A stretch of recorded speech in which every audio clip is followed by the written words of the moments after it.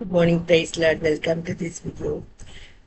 சமீபத்தில் நான் எங்களுடைய கோவை சபைக்கு நான் சென்றிருந்தேன். அங்கே நாங்கள் படிக்கும் காலத்தில் ஒரு என்ஜினியர், சிவில் என்ஜினியர் அங்கே எல்டராக இருந்தார். அவர் அவர் சொன்ன பல காரியங்கள் எங்களுக்கு யூஸ்ஃபுல்லாக இருந்தது. சமீபத்தில் அவர் மறிச்சிட்டதா நான் கேள்விப்பட்டேன். ஸோ அவருடைய நினைவாக நான் இந்த வீடியோவை நான் சொல்கிறேன். ஒன்று அவர் சொன்னது வந்து தாய்மார் பிள்ளைகளுக்காக தேவ சமூகத்தில் அழ வேண்டும்.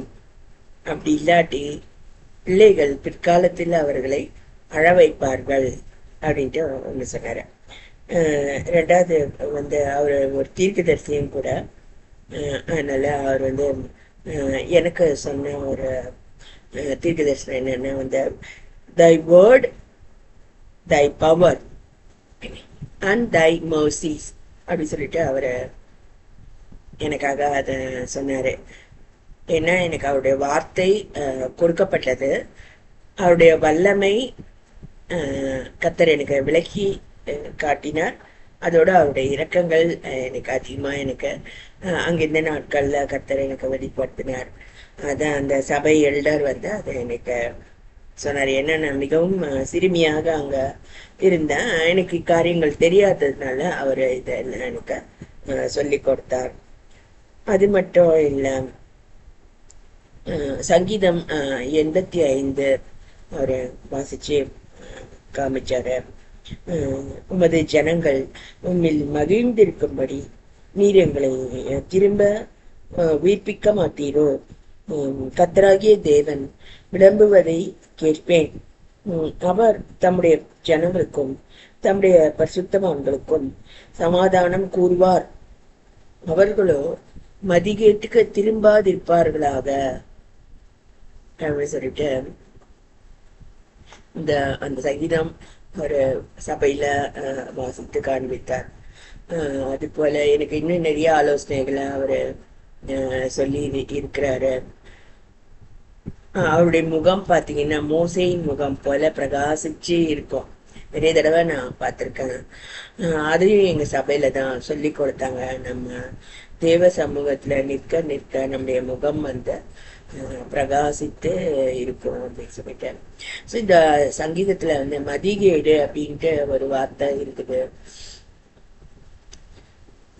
மதிகேடு அப்படின்னா உதாரணத்துக்கு அழகு அல்ல சௌந்தர்யம் அப்படின்னா வசனம் சொல்லுது, சௌந்தர்யம் மஞ்சனே உள்ளது, அழகும் வீண் அப்படி சொல்லிட்டு இருக்குது.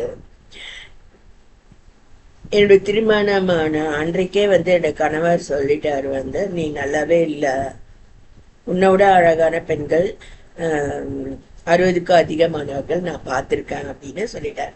அதுக்காக நான் கடவுளுக்கு நான் ரொம்ப நன்றி சொல்றேன். ஏன்னா நான் வேற யார் கேட்டாலும் அந்த பதிலே தான் நான் சொல்லுவேன். ஏன்னா வேற யார் கூட அப்படி சொல்ல முடியும்? வேற வேற மனிதர்கள் உன்னோட அழகானவங்க எனக்கு நிறைய பேர் தெரியும்னு சொல்ல முடியும்.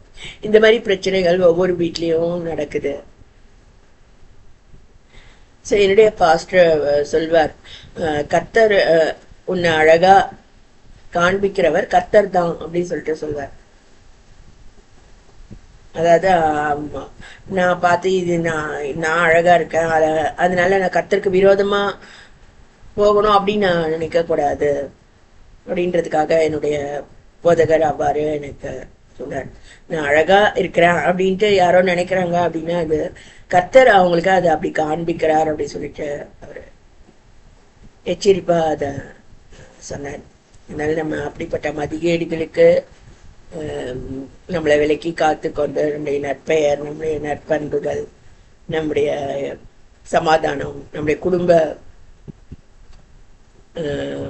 நற்பெயர் நம்ம காத்துக்கொள்ள வேண்டியவர்களா இருக்கிறோம். இதை நான் ஷேர் பண்ணிட்டு